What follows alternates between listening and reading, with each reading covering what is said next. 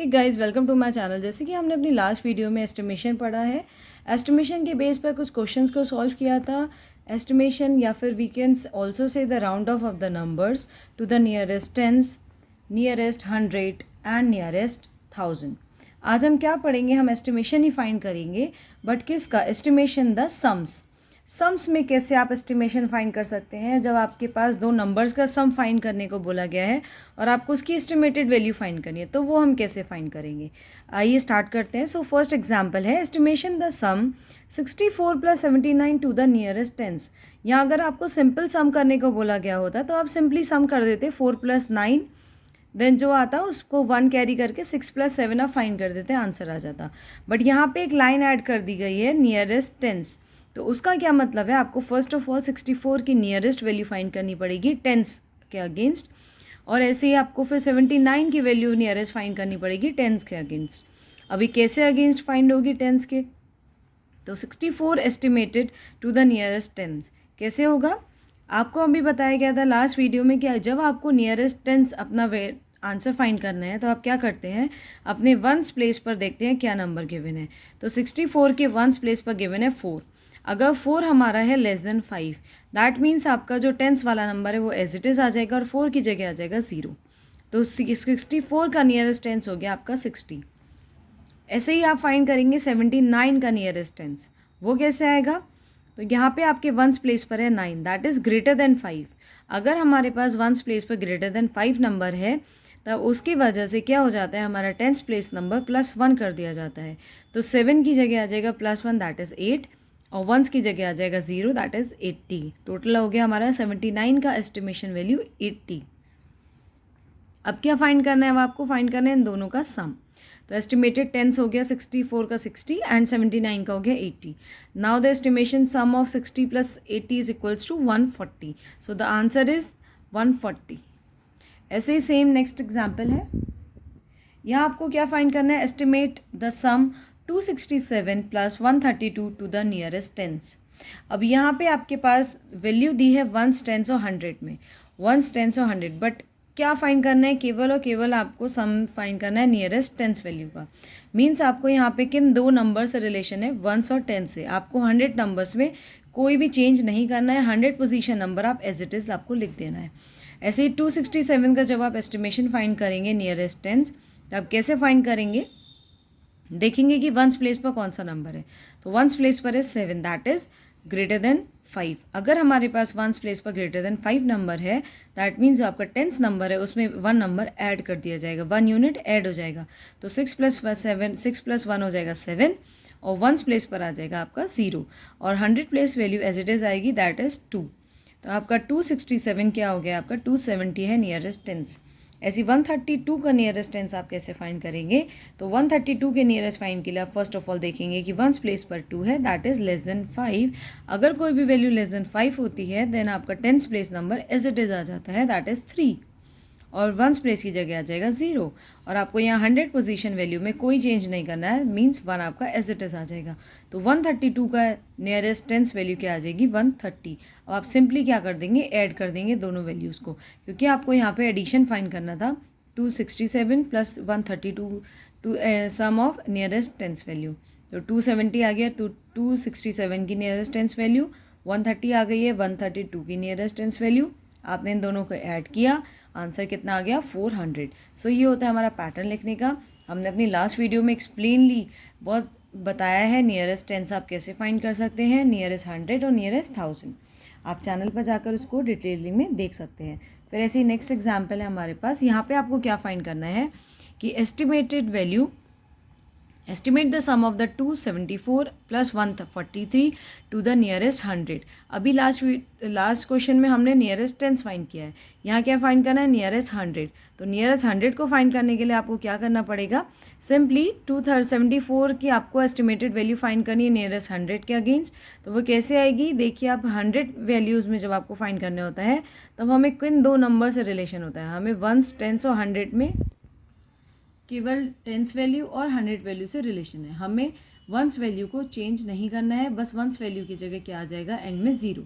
क्यों? क्योंकि जिस वैल्यू के अगेंस्ट आपको चेंज करना पड़ता है उसके बाद जितने भी नंबर्स आते हैं वो ज़ीरो में कन्वर्ट हो जाते हैं। बट मेनली आपको यहाँ पे 100 के अगेंस्ट फाइंड करना है नियरेस्ट वैल्यू, तो आपको जो क्वेश्चन में रिलेशन मिलेगा वो मिलेगा टेंस और 100 वैल्यू से। तो टेंस वैल्यू आप चेक करेंगे, जैसे अभी हम जब टेंस की पोजीशन चेक कर रहे थे, नियरेस्ट टेंस चेक कर रहे थे, तब हम वंस की पोजीशन के अकॉर्डिंग अपने टेंस पोजीशन में चेंजेस कर रहे थे। यहाँ पे आपको फाइंड करना है नियरेस्ट 100, तो नियरेस्ट 100 के अकॉर्डिंग आपको टेंस पोजीशन के अकॉर्डिंग 100 पोजीशन में चेंजेस करना है। अब आप देखेंगे कि टेंस पोजीशन पर क्या है, दैट इज 7। 7 मतलब ग्रेटर देन 5। जब ये वैल्यू हमारी ग्रेटर देन 5 है तो आपकी 100 पोजीशन वैल्यू में plus unit add 1 unit add हो जाएगी, तो 2 + 1 हो जाएगा 3, और 3 के बाद जितने भी डिजिट्स हैं उन सब की जगह आ जाएगा 0 0। तो आपका नियरेस्ट 100 वैल्यू 274 के अगेंस्ट क्या हो जाएगी, 300। ऐसी 143 के अगेंस्ट आपकी नियरेस्ट वैल्यू क्या हो जाएगी, देखिए आपको वंस प्लेस से कोई मतलब नहीं है, आपको किससे मतलब है, अपना टेंस प्लेस नंबर से। टेंस प्लेस पर है 4, दैट इज लेस देन 5। जब ये लेस देन 5 है तो आपको जो 1 यूनिट नंबर है 1 यहाँ पे जो लिखा हुआ है वो एज इट इज आ जाएगा। तो 143 का एस्टिमेटेड वैल्यू नियरेस्ट 100 क्या हो जाएगी, 100, क्योंकि 1 आएगा एज इट इज और उसके बाद जितने भी नंबर्स हैं, जितने भी डिजिट्स हैं उनके साथ आ जाएगा 0 0। अब आपको क्या करना है, सिंपली इसका सम फाइंड करना है। ये है नियरेस्ट 100 वैल्यू 274 की, और ये है 143 की नियरेस्ट 100 वैल्यू। आप इन दोनों को सम कीजिए, 300 + 100 दैट इज 400 आंसर। ऐसे ही नेक्स्ट एग्जाम्पल है आपका, यहाँ पे आपको फाइंड करना है नियरेस्ट 1000 वैल्यू। तो आप देख सकते हैं कि 1000 वैल्यूज़ के लिए आपके पास कितने डिजिट नंबर है, 1, 10, 100, 1000, 10,000 डिजिट नंबर है। बट आपको नियरेस्ट 1000 फाइंड करना है, तो आप सिंपली 1, 10, 100 एंड 1000 प्लेस तक ही क्वेश्चन को सॉल्व करेंगे और 10,000 नंबर एज इट इज़ आप लिख देंगे। तो फर्स्टली हम क्या करते हैं, इसको चेंज करते हैं नियरेस्ट 1000 वैल्यूज़ में, तीनों अपने डिजिट्स को, तीनों नंबर्स को। 21397 अपने पास क्या नंबर है, first 1s, 10s, 100, 1000, 10,000, 21,397।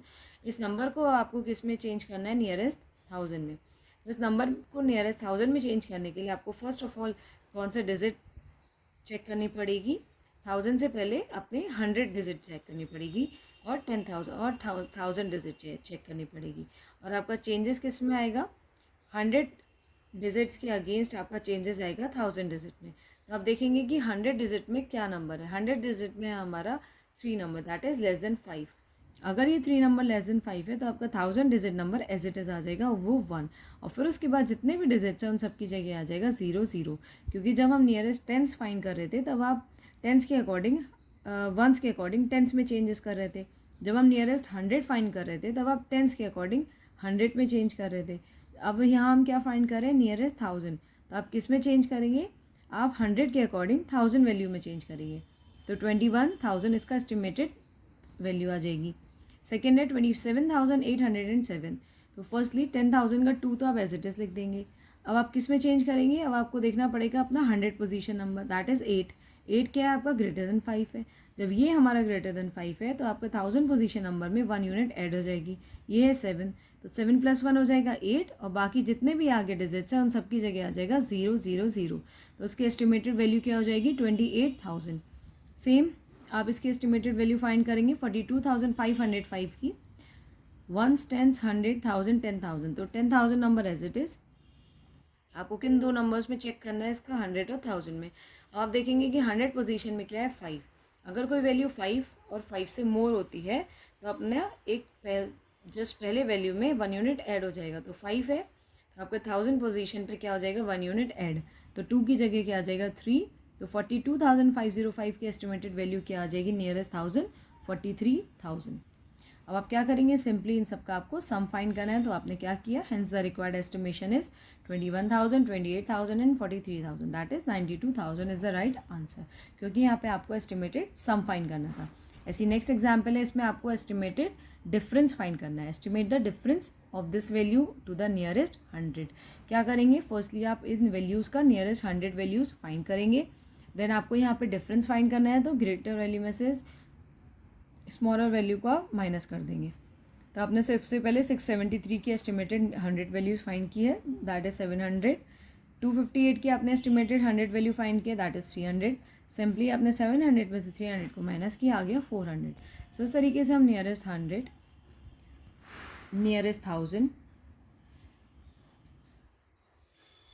Nearest tense, ये 100 के बेस पर एग्जाम्पल, नियरेस्ट टेंस और ये भी टेंस के बेस पर है। इसकी बेस पर एग्जाम्पल्स को सॉल्व करते हैं और उसका एस्टिमेटेड सम हम फाइंड कर सकते हैं। हम अपनी नेक्स्ट वीडियो में एस्टिमेटिंग द प्रोडक्ट्स फाइंड करेंगे। आज हमने क्या सीखा है? Estimated the sum, nearest tens example लिए, नियरेस्ट 100 का एग्जाम्पल लिया, नियरेस्ट 1000 का एग्जाम्पल लिया, प्लस हमने एक डिफरेंस का एग्जाम्पल लिया, वो भी नियरेस्ट 100। ऐसी डिफरेंस आपके पास कभी नियरेस्ट 1000 भी आ सकता है, नियरेस्ट टेंस भी आ सकता है। सो ये हमारा बेसिक मेथड एस्टिमेशन फाइंड करने का, और we can also say the round off the numbers को फाइंड करने का। ऐसे ही और क्वेरीज़ के लिए और क्वेश्चंस के लिए आप चैनल पर बने रहें। चैनल का नाम है मंजिता अग्रवाल। आज के लिए शुक्रिया, थैंक्स फॉर वॉचिंग। अगर सब्सक्राइब नहीं किया है तो आप सब्सक्राइब भी कर सकते हैं चैनल।